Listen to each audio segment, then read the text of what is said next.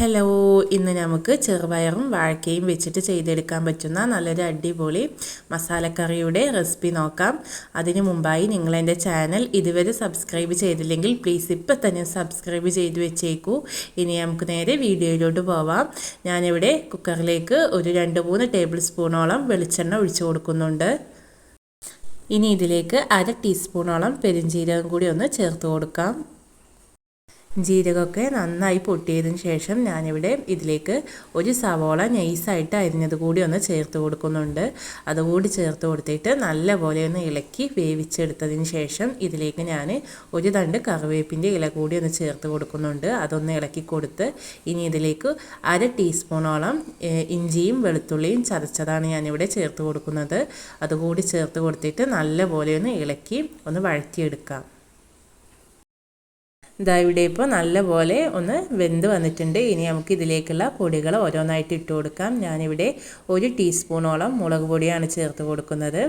ഒരു 1/2 ടീസ്പൂണോളം മല്ലിപ്പൊടിയും 1/4 ടീസ്പൂണോളം കുരുമുളക് പൊടിയും 1/4 ടീസ്പൂണോളം ഗരം മസാല പൊടിയും ഒരു 1/2 ടീസ്പൂണോളം മഞ്ഞൾപ്പൊടിയും ചേർത്ത് കൊടുത്തു. അതുപോലെ ആവശ്യത്തിനുള്ള ഉപ്പും കൂടിയും ചേർത്ത് കൊടുക്കാം. അതുകൂടി ചേർത്ത് കൊടുത്തിട്ട് നല്ലപോലെ ഒന്ന് വഴറ്റി ഒന്ന് പൊടികളുടെ പച്ചമണം മാറുന്നവരെ ഒന്ന് എണ്ണയിലിട്ടിട്ടൊന്ന് മൂപ്പിച്ചെടുക്കാം. ഇനി ഇതിലേക്ക് ഒരു തക്കാളി കൂടി ഒന്ന് ചേർത്ത് കൊടുത്തിട്ട് ഈ തക്കാളി വേവുന്ന വരെ ഒന്ന് ഇളക്കി കൊടുക്കാം.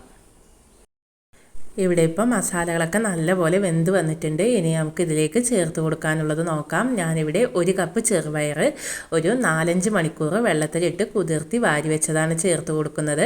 നിങ്ങൾ ചെറുപയർ വെള്ളത്തിലിട്ടിട്ടില്ല എങ്കിൽ ഒരു 4-5 വിസിൽ കേൾക്കുന്ന വരെ ചെറുപയറൊന്ന് വേവിച്ചെടുത്തിട്ട് അത് ഇതിലേക്ക് ചേർത്ത് കൊടുത്താൽ മതിയാവും.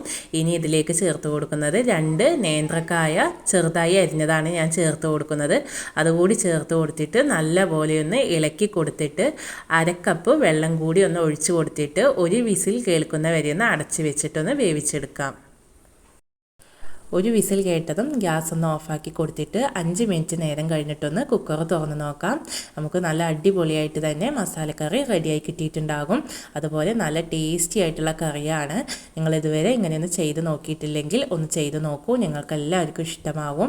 അപ്പോൾ ഇനിയും നല്ല നല്ല റെസിപ്പീസായിട്ട് വീണ്ടും കാണാം. അതുവരേക്കും ബായ്.